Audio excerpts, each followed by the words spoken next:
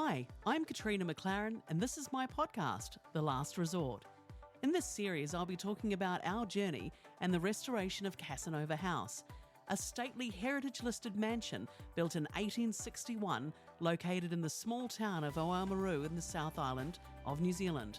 This is a story of how we changed our entire lives, trusted our gut, and took a leap of faith to live our dream. Welcome to the Last Resort podcast. We've titled today's episode Exploding Radiators. That will become very apparent as today's story goes on. But we have finally reached an agreement, so settlement has finally taken place on Casa Nova House, albeit a lengthy one. The unfortunate thing for us is that we had actually settled in the middle of winter. The house was freezing cold, and our biggest issue that we had is that we actually didn't have any heating that worked, and we didn't have the hot water. So the first thing that we sort of set about doing with the approval of the vendor was an electrician was engaged and the calefont was replaced. But unfortunately, it wasn't just a case of the calefont being replaced. What then turned out is that the pigtails that connected to the gas bottles needed replaced. So it was like a domino effect of every time we touched something to get it back into working order, something else that was connected to it needed to be repaired or it needed to be replaced. That sort of was resolved. You know, we had the gas bottles on site. We then had hot water. There was two controllers, one located upstairs and one downstairs in the commercial kitchen that controlled temperature for the calefont. And luckily for us, they actually did work. So that was something that we didn't have to do, was to try and replace hidden wiring within walls. But once we had the calefont up and going, it became very apparent very quickly that we actually couldn't use the shower, and it was the only shower in the house at the time. It absolutely leaked like a sieve, couldn't be used. It was actually running through the tiles, and it was going through the wall, through the base, and going to the floor underneath. Money was actually put aside out of the retention funds for the shower, but it was painfully clear that we couldn't actually repair it. It had to be demolished. And so therefore, at this point in time, we couldn't use it. So I'm not sure if you guys might recall, I'm going back about 40 odd years, the attachments that you used to attach to a bathtub on the hot and cold water so that you had a shower. So there was a clawfoot bath upstairs in the main bathroom, which absolutely worked, a couple of chips, but nothing dramatic on it.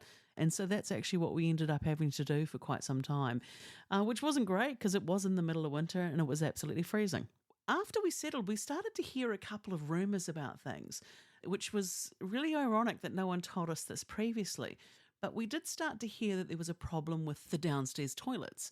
So downstairs, there's two bathrooms that would have been set up, I would imagine, quite a few years ago, especially when it was running as a fine dining restaurant. One had been set up for the ladies and one had been set up for gentlemen. Those are the actual signs that are still on those doors. We started to hear things, but we didn't encounter a problem, that you could sort of use them. They were flushing. It was one of those things whereby you start to hear these rumours that there was an auction that was held at the house. No one was allowed to use the bathroom downstairs. So there was all these little things that were sort of swirling around that unfortunately no one tells you when you're sort of investigating a property, or, you sort of find out a bit the hard way. And later on down the line, we did find out the hard way that there was something wrong with those bathrooms. The upstairs toilet, ironically, we found out because we ended up tracing all the lines, was actually connected to some new piping, so there was no problem with that bathroom. The biggest issue for us at this point is definitely the heating.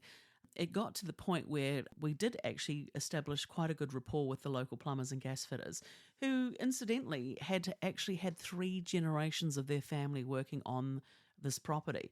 So I would send pictures to the owner of the company of Jon Snow from Game of Thrones freezing in the north and saying, look, when is this being done? When is this going to be commissioned? What are we doing? So every time something had to be done that was a part of retention, both parties had to agree, and the vendor obviously had to agree because it was coming out of their share of the money that they were waiting on. With the boiler system, what was here previously was an LPG system, and as per the contract, things needed to be replaced for like.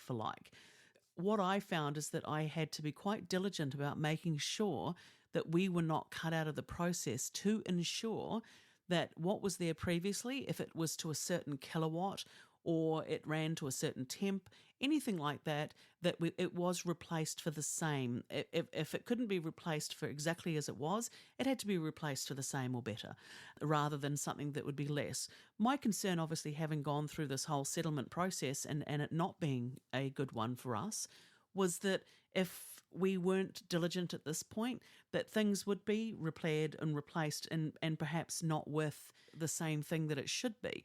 With a house of this size with 570 square metres, I mean, I started to do my research. I phoned different people that installed radiators, and I learnt about them. I learnt about boiler systems because it was not anything that I was familiar with in any way, shape or form, coming from the North Island of New Zealand and previously living in Australia where it was very quite, tropical. I wasn't used to that type of radiant heat, so I didn't understand how it worked. I know how a heat pump works, but I didn't understand how a boiler system worked. My wife, Brenda, being from England originally, from Sunderland, did know exactly how they were meant to work and how they were meant to operate.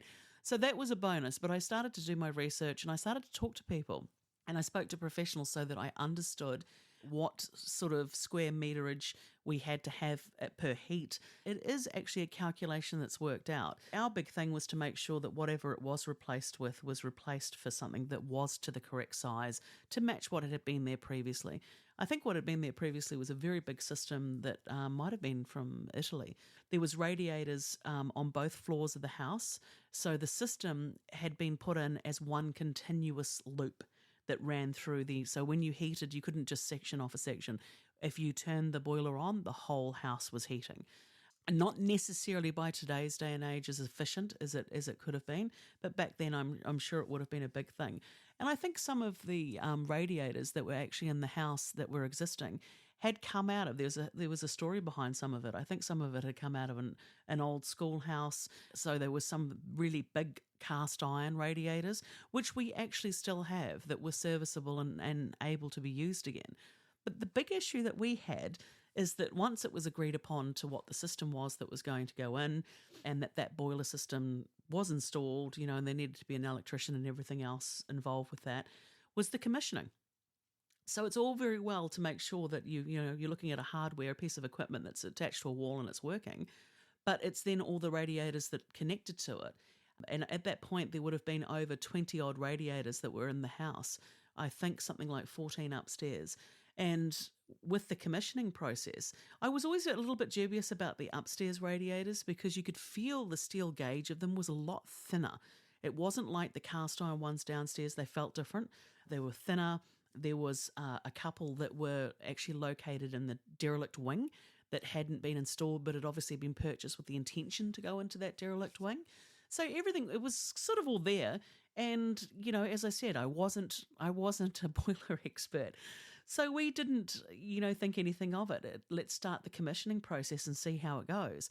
So we were very fortunate to work with Dan, who came along and assisted with all the commissioning of the radiator and radiators. So they all needed to be bled and drained and new water put through it and things like that. This process starts and, obviously we're really excited because it's really cold and finally there's heating. So as the commissioning process starts, we used to have what is now the Borton chamber upstairs, actually was the second kitchen. Brenda was sitting there having breakfast while it was still a kitchen, and all of a sudden we started hearing the screaming. Dan was, I think, downstairs. I was upstairs, but in a different room, and we started running. What's going on? The radiator had exploded. So obviously where there had been rivets that held the thing together, it started shooting 74-degree water. So Brenda was being shot at across the dining table with this exploding radiator. So you can imagine, the chaos that ensued around that. Luckily for her, she wasn't actually hurt, but she absolutely could have been. The dining table definitely took a tumble. The antique carpet underneath it was not great, and as you can sort of appreciate, the water that was inside that radiator had obviously been sitting there for quite some time, so it was very rusty, and so it wasn't great. The boiler got turned off very quickly. I then start, what is going on here? This now makes me uncomfortable, not just with the boiler system itself not working, but now I don't have any faith in the radiators themselves that are upstairs. because one's exploded and, could have very nearly hurt someone. As it was, lucky Brenda was quite quick on her feet. I'm now expressing to the plumbers, hey, I'm not okay with this. I think we need to change out these radiators upstairs. Obviously, that was a conversation that needed to go back to the vendor. The vendor obviously was not in agreement with that. But I said to the plumbers, I said, are you going to guarantee me that this is not going to happen again? Because someone's going to have to pay for this down the line. If it's not the vendor, is it going to be you? And the plumber, to the credit, had never heard of this happening ever. They even spoke to the main company that provided all these based out of Christchurch. They'd never heard of this happening. So he was like very confident, no, it's Katrina, it'll be absolutely fine. Don't worry about it. It's just a one-off situation.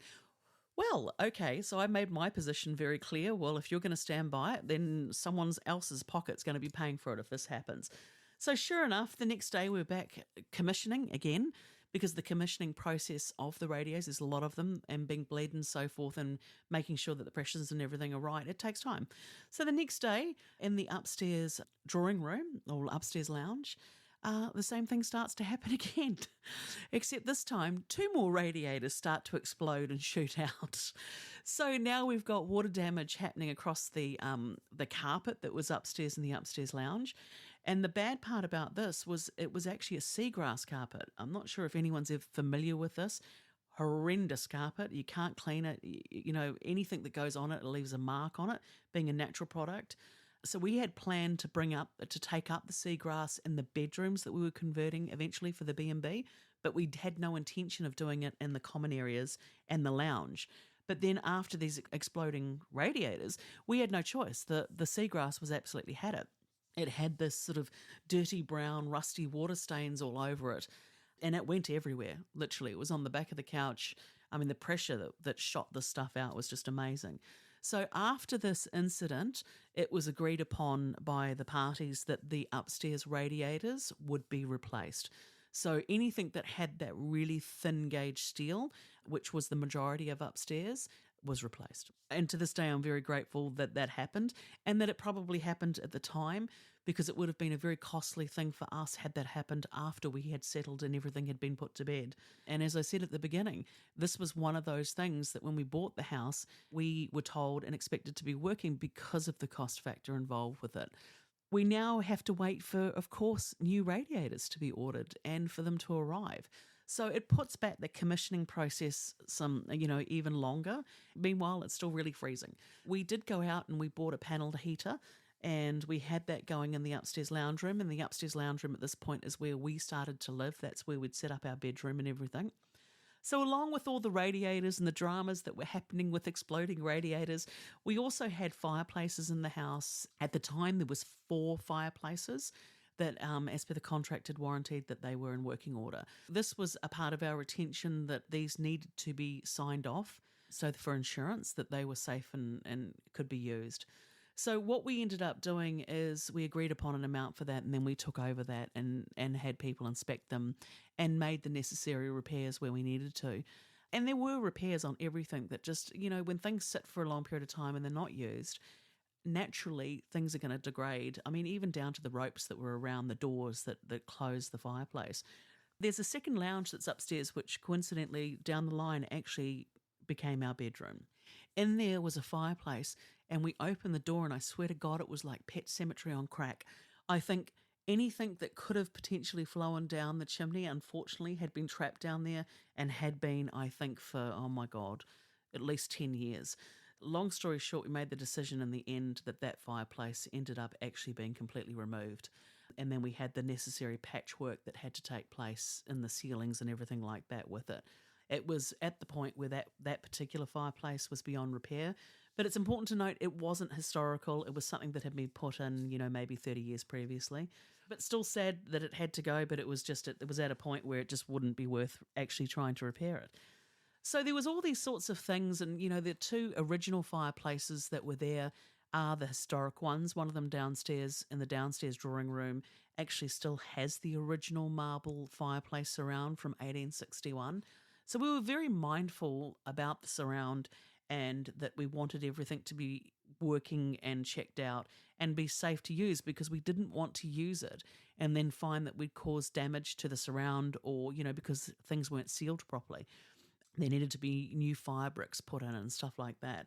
So that was just one aspect of the fireplaces. And in the downstairs restaurant, there was quite a big cast iron fireplace, which works really well, I might add. If anything, it works so well, you have to open up a couple of doors in the restaurant at times in winter to actually let some of the heat out. But like with anything that we try and do, we certainly find out that there are issues that come about from it. As we're commissioning the fireplaces, which is great, the two open fireplaces from the original 1861 build need coal for them to work and to be efficient. Now, in Oamaru, you can actually still buy coal, as where you couldn't up in Auckland for your fireplace. So we were able to do that, and we were able to check them out. But we realised really quickly that when you used the commercial kitchen downstairs and you turned on the exhaust, it would draw the fire, the smoke, from the very front drawing room, which is about 4 doors away and the complete opposite side of the building. And it would actually draw the smoke out. And so you had the potential to have all of these smoke-filled rooms. There was lots of learning curves that we had to go through to figure out, okay, well, how do we make this work? Because obviously that had been an issue previously. There was like a pass that went through between the back bar and the commercial kitchen, and that had a roller blind on it, which was quite an unusual thing to have in a kitchen. And now we know why that was there. It was to stop the draw of air. Because if you're creating like a containment in a commercial kitchen, it needs to have the same intake air as going out of it. And if it can't achieve it, it's going to try and draw from everywhere. Our first function that we did, we found out the hard way that when we light all our fireplaces, we need to have our exhaust very, very low in the commercial kitchen. Otherwise, we're kind of filling it up and letting guests experience historic smoke from 1861. Well, that's what I told them on the night. We got it emptied out and we solved it in the end. But there's all these little learning curves that you go through as you're trying to achieve things. So that's what I say. It's like with the radiators, it's like with the fireplaces.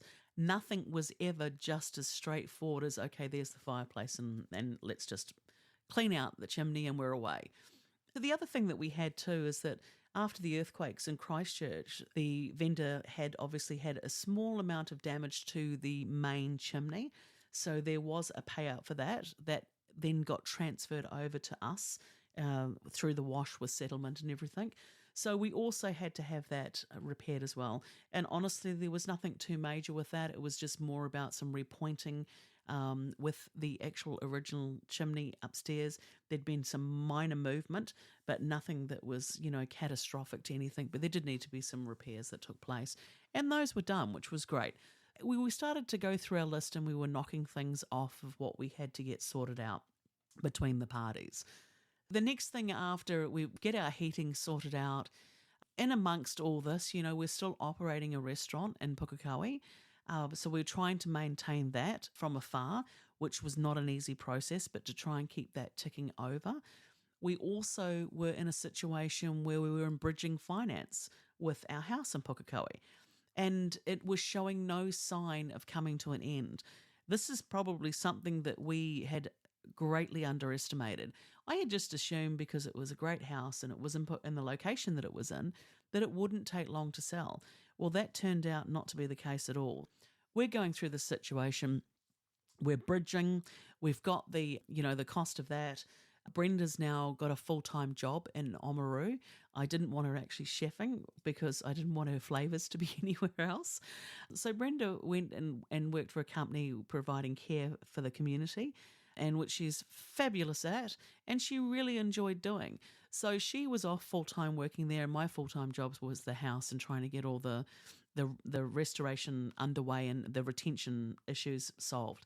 And while all that was transpiring, I had started to paint. I had an idea of the decor of what we wanted to do for the house.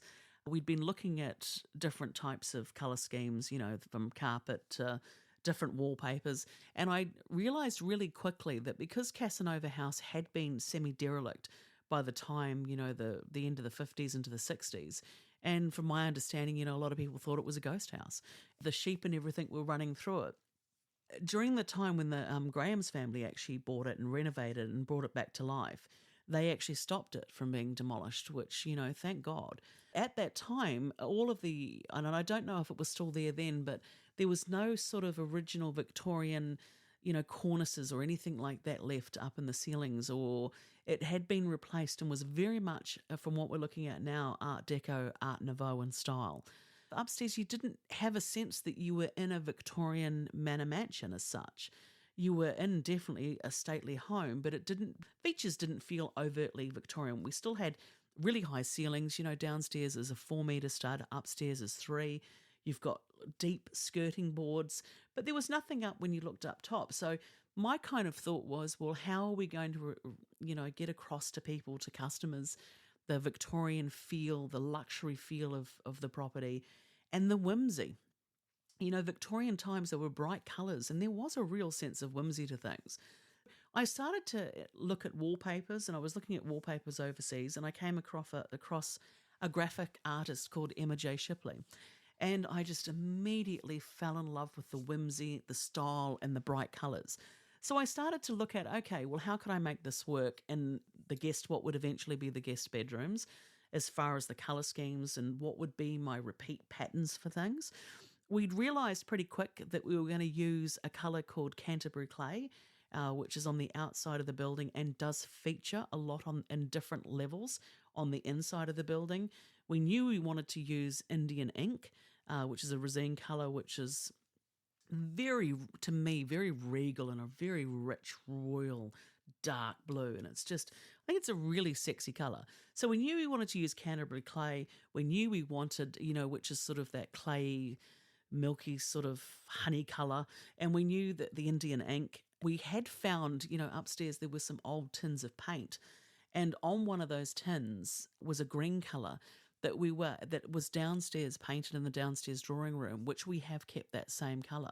So when we were starting to investigate the colour schemes, we were actually able to go back into Resine, and many years ago they still had the colour books of different clients and what the numbers were that they had created for different paints, so that we were actually able to track down the green colour, the colour combination, and remake it.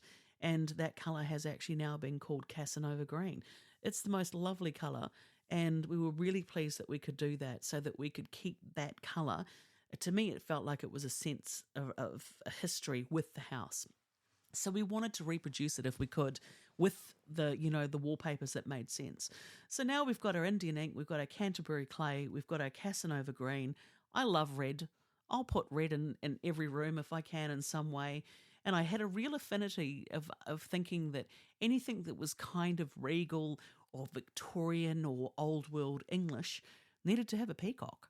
So the peacock feather colours are actually in each guest room. I'm not sure if guests even realise it, but it is the recurring colour. So there was sort of, the palette was being formed, and I was starting to think, okay, right, what is this canvas going to look like?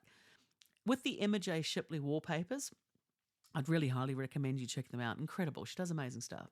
We'd picked across, we knew that I was going to use Amazonia in what became the Graham Chamber, the Lost World in the McMullen Chamber, and we ended up with Caspian, which kind of reminded me of the British Lion in the Boughton Chamber. So we had a colour palette for each room that was different, but we could draw similarities across 3, so they didn't feel like they were completely foreign. As the process went on, we actually started, we were looking at what the colour schemes would be for the carpet. And that was something that went roundabouts with Brenda and I, and actually many an argument for quite some time. Originally, Brenda wanted to put in stripes.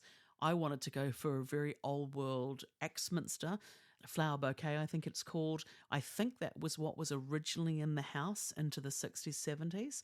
There's a few state houses around Casa Nova House which are privately owned now. I think all the leftover carpet from there, and when they ripped it out of Casa Nova House, ended up in all these different houses around the north end of Oamaru. So I was aware I wanted to bring back that sense of what it had been. But in the end, we actually did something with Feltex, and we went with a custom colour swatch that it reflected the colours that I've been talking about, the Indian ink Canterbury clay and the Casa Nova green with a bit of red. So we had a rough idea of, okay, this is what the carpet's going to look like. This is what the wallpaper's going to look like. But hang on, how do the two go together? They don't. So what we did in each room is we put a solid colour block into each room. We put a dado rail in, and that's how we actually broke those two sections up as far as the interior design of the room.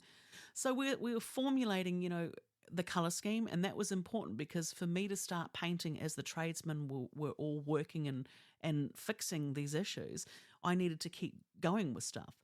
We had an outline of what we were going to start with. As I mentioned in the previous episode, the first area I painted was the upstairs hallways, and they're from the lovely shade of Moroccan spice. So that went into quarter Canterbury clay. That was already starting to look a lot more appealing than what had previously been there. And we're going through that whole process of as well that there were items outside of the retention that we also needed to address that we were aware of when we did the inspections. Namely, one of those being the sort of back wall to the property where there was a weatherboard wall and a very large lead light window. We knew there was a problem there. You could see it from the ground. The electrician, when they were replacing a sensor light, I said to him, can you just touch that board for me and tell me what that's like? And he was able to put a screwdriver straight through it. It was like butter. That was something that we wanted to address. So during this process, we also addressed the restoration of that back wall. We had engaged a builder and we had weatherboards run with the same knives to match the existing shape of the weatherboards that were on the house. And that back wall got opened up.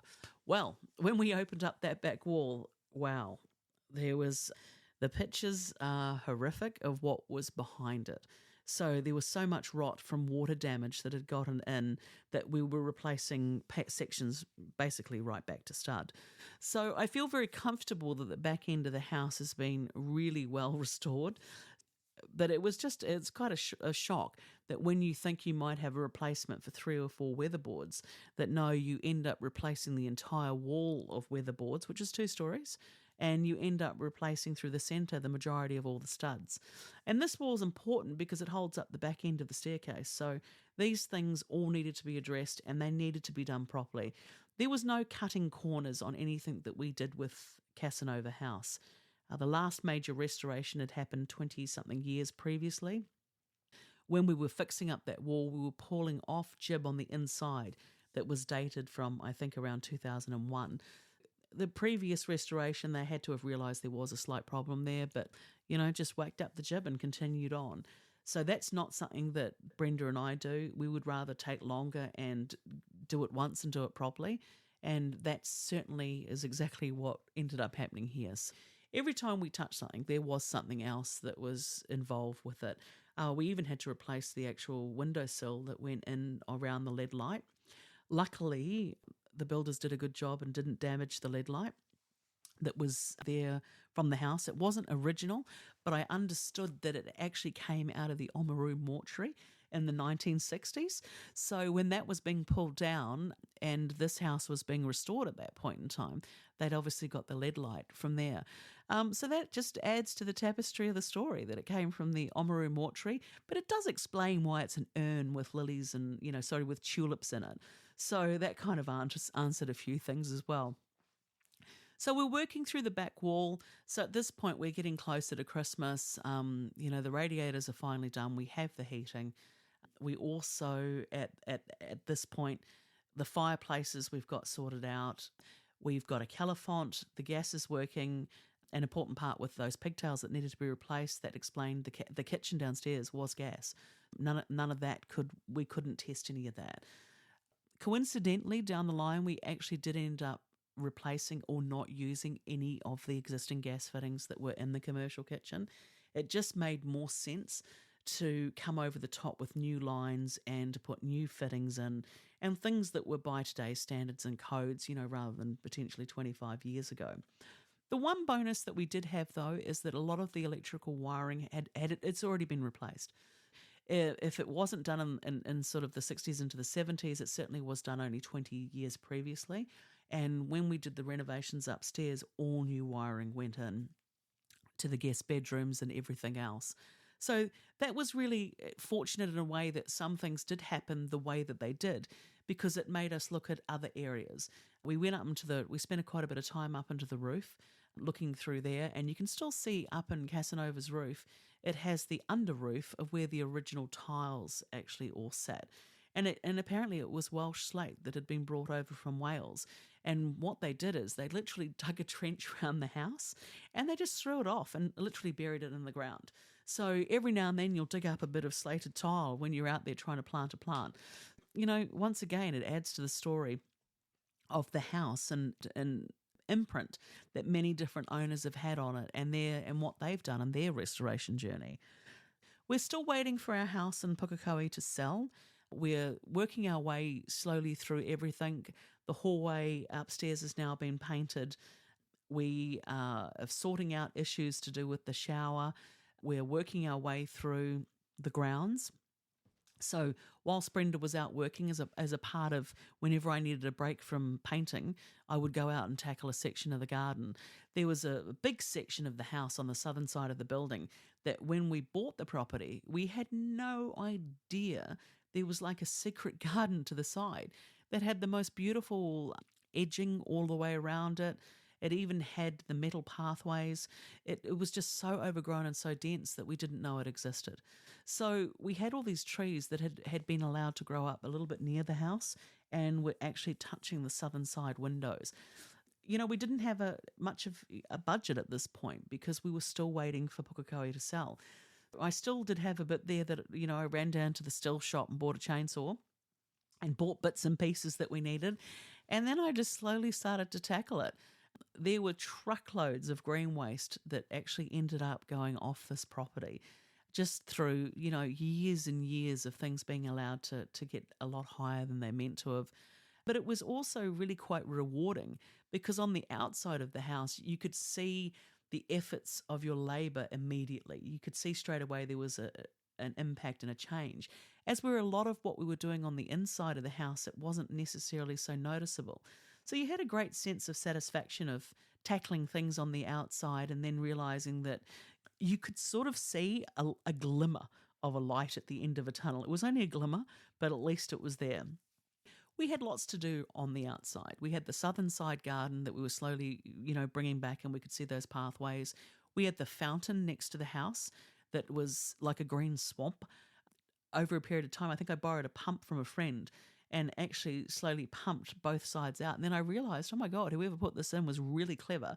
They'd actually put like 2 troughs back to back and they had bungs in them.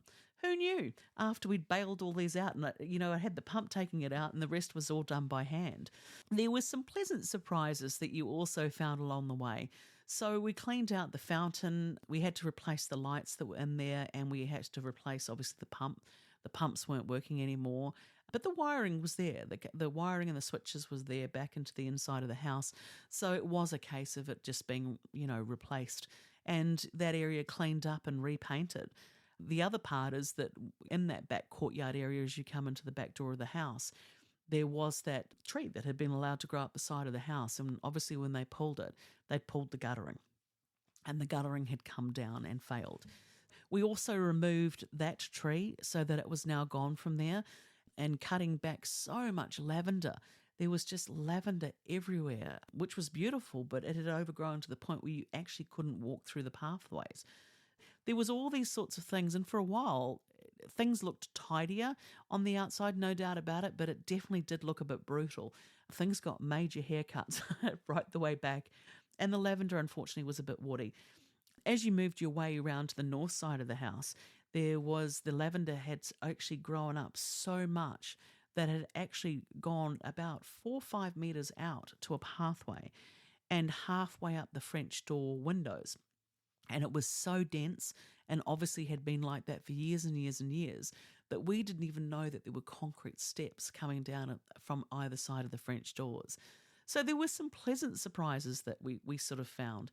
Obviously, with the French doors and having the plants against them, they had suffered quite a bit of damage. We were able to keep the existing French doors, but they did require quite a bit of restoration. And just looking at them just recently, I think we're going to have to probably retackle those again.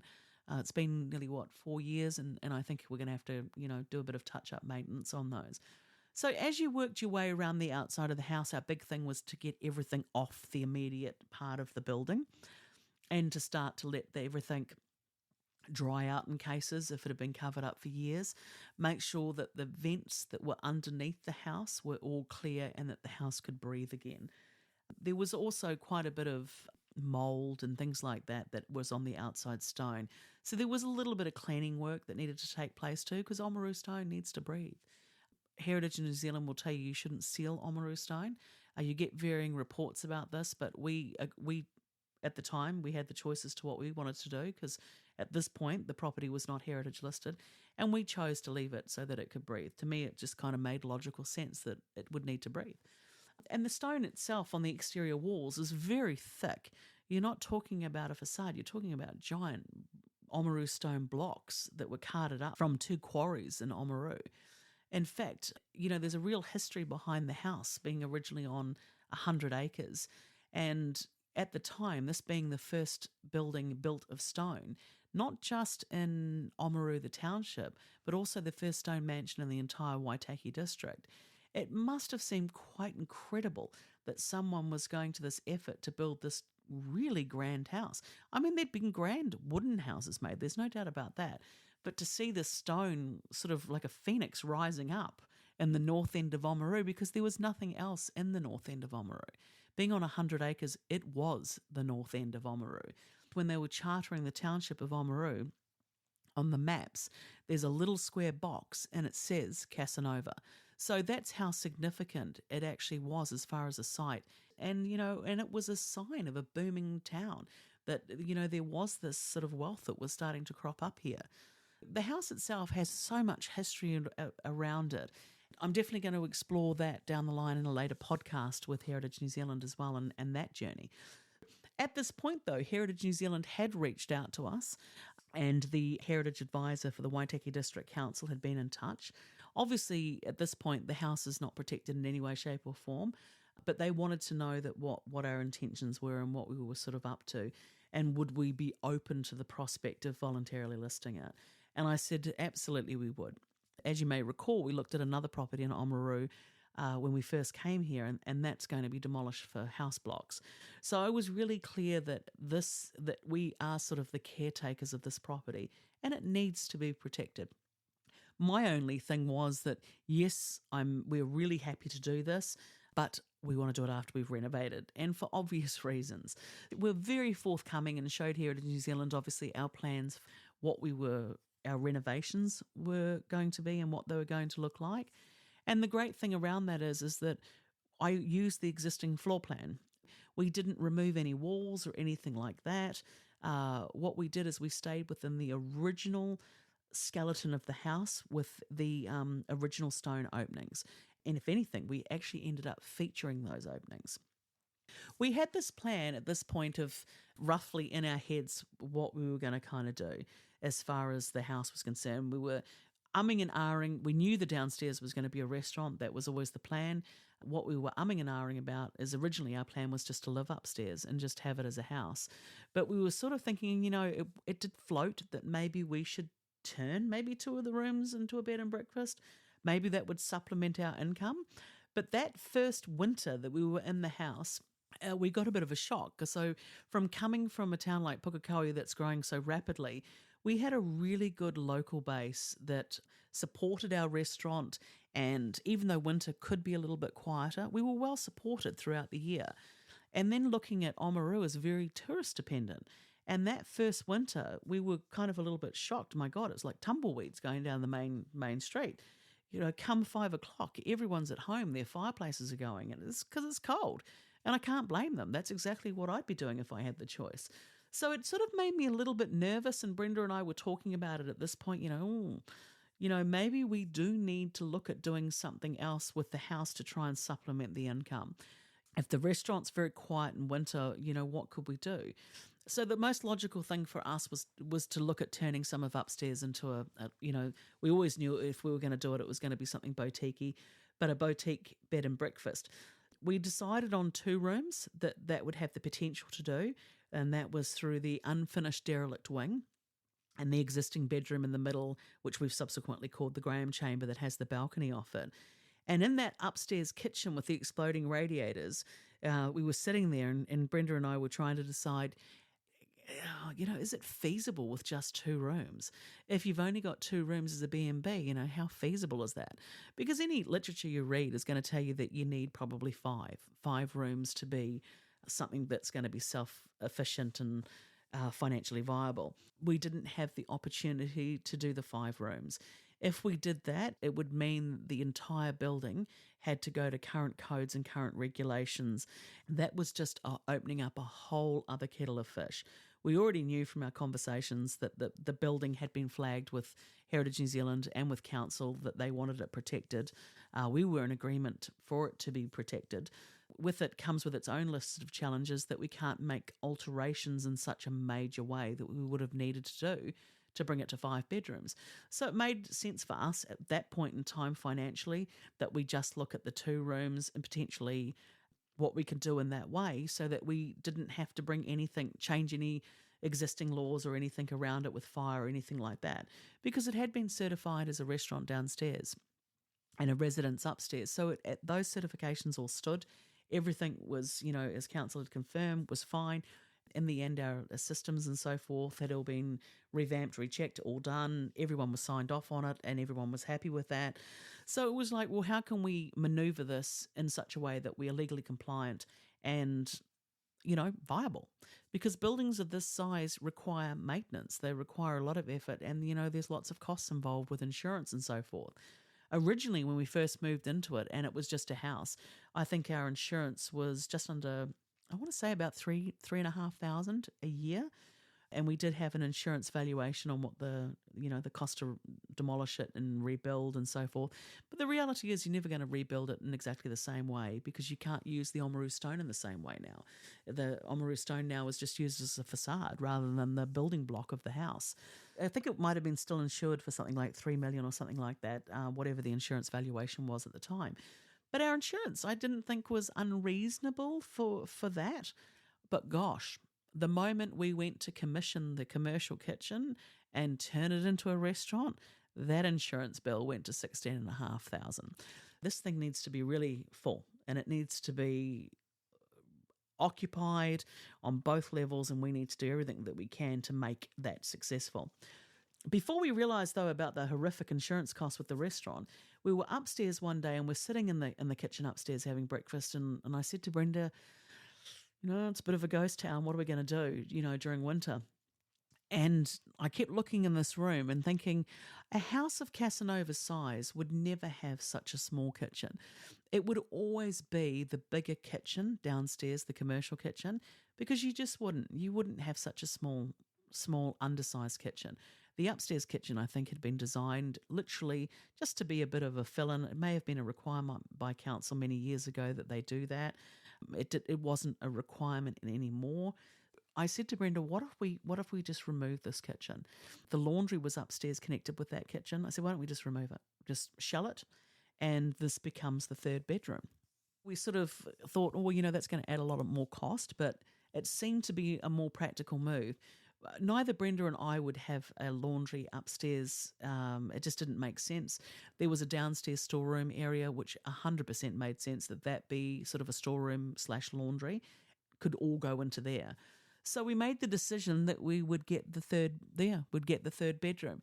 So the 3 rooms would end up being the plan that they would be ensuited. So the guests could be completely self-contained, self-sufficient. They would also have access to the upstairs drawing room. So they would have a really big lounge, which we would also use as a drawing room/breakfast room for them. So we could do everything completely self-contained on the 1st floor upstairs, and the guests could come in through the back door and we could section off the restaurant. So if they wanted to go to the restaurant, they could, absolutely, but the restaurant guest couldn't go to them, if that makes sense. So we could operate it as almost like 2 individual businesses within the one building. So that was the plan. At this point, we're sort of sitting back and thinking, okay, now we've got it. The plan is becoming a little bit more crystallized. It's a bit more, we can see it. Now we need to make it all happen. For that to all happen, we needed the bank to be on board as far as our renovation costs. So before we had settled on Casa Nova House, I had met with our then banking manager, and we had floated some numbers, and those numbers were agreeable to the bank. To this day, I made a mistake by not putting this in writing. And I sort of went away with the thought that we knew that that was going to be fine and that we were building towards that. The plan was, once the house sold, that we would really kick into the serious renovations. At the moment, we'd done the retention works that had been done. So by the end of, I want to say, we finalised settlement of Casa Nova House finally in October of 2019. So that because that had sort of dragged on, and the house sale in Pukekohe had dragged on. Everything had dragged on, actually, but it was nice that we were finally able to close that chapter with the vendor. They were able to move on with their lives, and so were we. I think in the end, whilst I don't think either party would have appreciated what transpired, from our end, I'm probably pleased that we went through that bit of pain to make sure that the things that we were buying and that we were putting the biggest investment of our lives in was working. At this point, things are up and working. We've got that settlement. We're chipping away at the outside grounds. We're chipping away at the paintwork on the inside. The retention works are now done, and now literally we are waiting for the settlement of Pukekohe so that we can then go into get our loan finalised for our renovations. Finally, after a bit of toing and froing, we had a couple of guys that were interested in buying Pukekohe.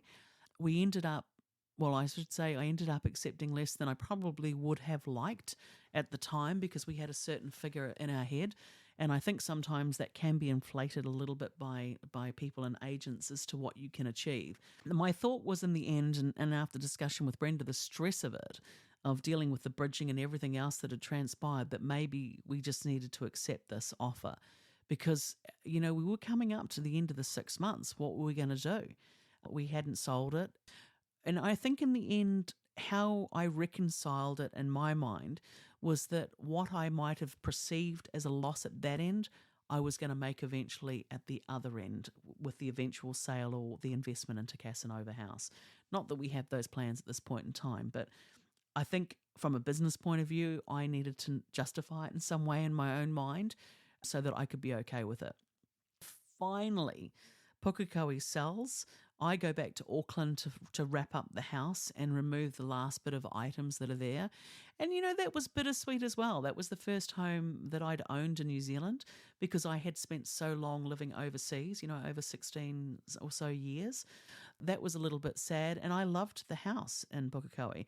It had its own level of heritage elements and historic elements, being the original Pukekohe police station.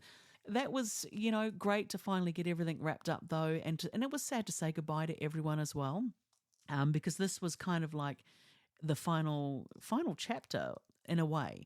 We still had the restaurant at this point in Pukekohe, so that's still there. But the plan was for us that we would sell that restaurant once the house had sold and we could get everything all lined up as far as the renovations. So we were talking at this point now to an agent in Auckland about selling Poco Loco. This was going to be the plan. That's exactly what we were up to. We wrap up the settlement of Pukekohe. That settles on the 6th of December. Oh, and I should say I met with the bank while I was there, and our new banking manager, and met with him and started going through what our plan was. Didn't sort of think there was too much of an issue. But it turns out there was. By the time I get back to Oamaru in the beginning of December, I'm starting to have issues with the bank. And the bank is sort of saying, we may not be able to lend you the money. And we're like, what? We've gone through this whole process to get to this point, with the proviso of the fact that that was going to be there and that was available to us to do. There's one thing I do, is that I do tend to do my homework.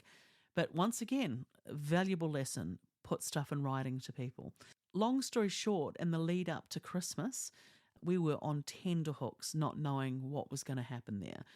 From what we originally had requested from the bank and were originally told was going to be okay, ended up dropping by nearly $100,000 on what we had intended for the renovations. Having come from a background of building resorts and doing all sorts of different things, I understood, how budgets and what kind of money we needed. And I also knew that I did not want to cut corners with this house. This house was too special and it was too precious to do that to it. It would be sacrilege in a way if you did that to this property. I really wanted to, with the renovations of the bedrooms and so forth, I wanted them to be of a certain standard. And as it ended up, they are. But it did cost us, our extra savings of everything went in to make up that shortfall. Any income we were getting at that time, that all went in to allow for the renovation costs. Personal savings, everything went in as far as trying to make up that gap. And also, as a part of that, we had envisaged there was plans to put a garage on the site. There was no garage. And with the garage, of course, comes storage. In the end, the carpet was, I deemed, more important.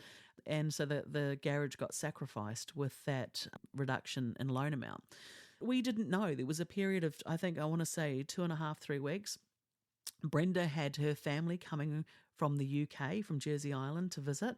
And we were literally in Christchurch to pick them up from the airport. We still didn't know if we were going to get the loan to be able to proceed. The renovations, we could have just potentially bought a really big doer-upper and an absolute noose around our necks we couldn't afford to do anything with. So you can imagine from our point of view, we were just beside ourselves. So we literally had gone to Christchurch. I'd been back and forth with our new bank manager, panicking, as you can justifiably expect. And you can imagine the conversations too. I think I might have lost my shit at some point in time there. I felt like we'd done everything that had been asked and we'd done everything correctly. In the end, we got a call while we were literally at the airport in Christchurch waiting to pick up Brenda's brother and wife and son from the airport. And we got the good news that they were approving it as a construction loan. I've got to tell you, we were so relieved. I think we did cry. We were so relieved. And, Brenda's family were coming over for Christmas. And I just kept thinking, God, this is just going to be a shit Christmas for them if we can't get this together from our end, to sort of make this work, because it was depressing. We got that call whilst I was upset. I didn't care about the $100,000 reduction because we were just so relieved and so pleased that we were going to be able to move forward. We're now right at Christmas time, a few days before Christmas, so we knew there was nothing that we were going to be able to do, as far as starting the ball rolling and getting things underway at this point in time. But there were some conditions around that loan, and originally, they wanted me to get a QS, and I was just flabbergasted by that. I mean, I'd built multi-million-dollar resorts, and one of my last contract was finishing building a biodiesel plant in America, for God's sake, and they were going to put that as a condition. But at this point, I didn't fight them on that. I did down the line because it was ridiculous. We didn't have to do that in the end as a part of the criteria. As far as project management and so forth are concerned, that's kind of more my speciality. That's something that I felt that, I could bring to the party. I should point out too, we still have the same banking manager from that time, and we have a very good relationship now. But at the time, he didn't know us, didn't know anything about us. And I think even at one point, this always sticks in my memory that he said, the bank doesn't know if you borrow the money that you don't buy a boat or go on a European holiday. And I'm like, have you looked online? Like, have you seen what we've bought? We could document everything. That wasn't what our intention was. But I suppose it's one of those things that, it could go either way. And maybe people aren't quite as truthful as at times of what they're borrowing money for. But we certainly were. Our intention was very clear on what we were up to. We had detailed budgets and costings for everything, right down to the nails, to the cabling for the electrics, to paint, to everything. It was all sort of there and detailed. So at least we went into Christmas, I think, with quite good spirits. We knew that we were going to be a bit less, and I knew that I'd have to juggle some things around in the budget to make that work for us. But as I said, I didn't want to sacrifice anything on the quality. The one great bonus too with catching up with Brenda's family is that Brenda's brother is a painter, and a very good painter. I actually felt quite bad. He said he enjoyed it, but he spent most of his holiday painting one of the back walls for us and our front door. So for the first time, Casa Nova's front door in years had a lick of paint, and it looked fabulous. There was these things that were really exciting that were also transpiring around, elements of a bit of doom and gloom. We had also repaired the front balcony that was off the Graham chamber during this time as well. So there were some things that we were chipping away at. We were able to find a local wood turner who actually was able to recreate a duplicate of the inside balustrade of the staircase for us on the outside. We'd repaired some finials to ward off those witches, and God knows we needed those to be warded off. There were things that were slowly happening, and you could start to see, you could stand on the balcony. That's the first thing. It was actually safe enough that you could stand on it. But like everything with the balcony, with that came the fact that around the door, the French doors to go to the balcony, the floorboards through water damage needed to be replaced, and we needed to replace one of those French doors. Because it was an original French door to the house, we actually were just able to replace the bottom sort of right-hand side of the door that was beyond repair. You couldn't salvage that. It was definitely gone. It's even more than a renovation, it's a restoration, because we're trying to make good the items that are existing because they have a relevance and an importance to the house. So this is all transpiring around this time. We sort of go into the new year, I think, feeling really good about everything, that, sort of come January, February, we can really kick in with our quotes and stuff that we'd been getting and with the various trades that we could get underway. And that's how we sort of ended Christmas 2019 and New Year into 2020. We were buoyant, we had the loan, we were celebrating with family, and we thought, right, the future's fabulous.